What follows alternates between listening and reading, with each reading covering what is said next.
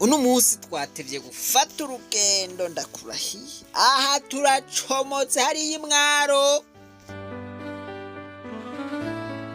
Imwaro naho basha hagendeka neza he tuzadushitse. Nuko rero nkuko nari ndabivuze uno munsi twatembereye mu ntara ya Mwaro.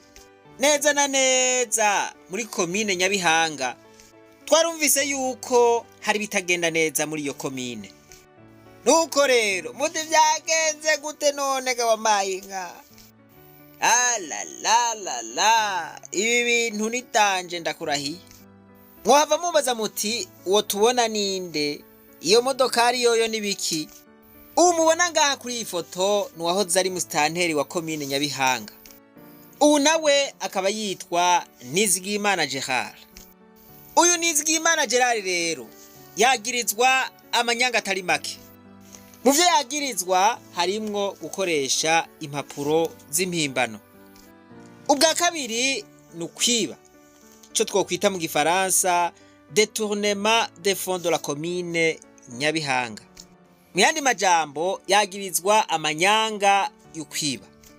Ubwa gatatu yagirizwa ukudashobora amabanga yo gutunganya ibikorwa vya komine. Ica kane ngo yagirizwa imyifato itabereye yotuma ubutunzi bwa komine butembagara bwose. Mwahava mumbaza muti none ivyo vyose ninde yabimwagirije?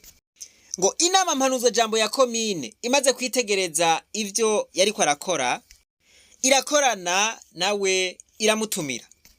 Ngo niko guca imwibutsa ivyo yagirizwa hanyuma iramukombora.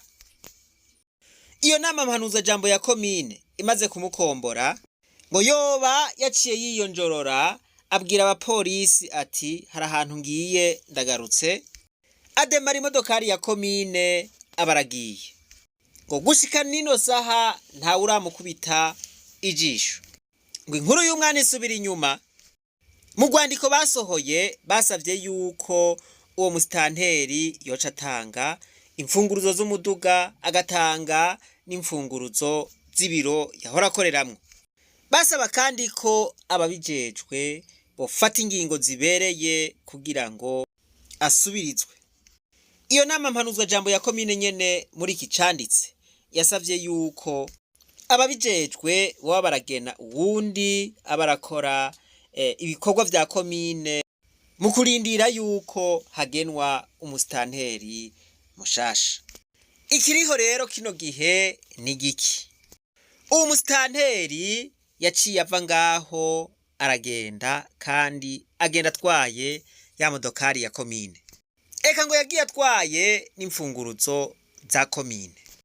Abo hejuru ngo nta kintu na kimwe bigeze babivugako. Abanyagihugu kino gihe bakaba biyumvira yuko musitanteri yoba ashigikiwe n'ibihangange vyo hejuru.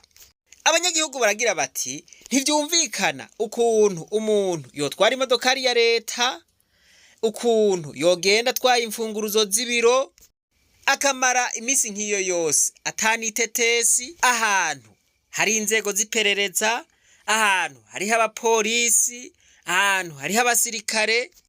Batebaga umuntu yobura gute? Bobura nikandagiwe.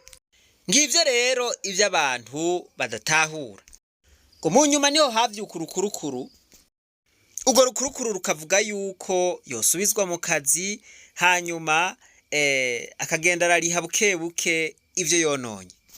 Abanyagihugu b'inyabihanga bakavuga bati hamwe ivyo bintu vyokogwa nta butungane na bukeya bwoba bubayemwo. Bati ivyo bavyibonekeje neza ko umusitanteri ashigikiwe n'ibihangange muri CNDD-FDD. Abanyagihugu bati nyabuna nashigwa imbere y'ubutungane abazwe ivyo yagirizwa. Bati kandi ntibiherere ngaho no kwishura avyishure.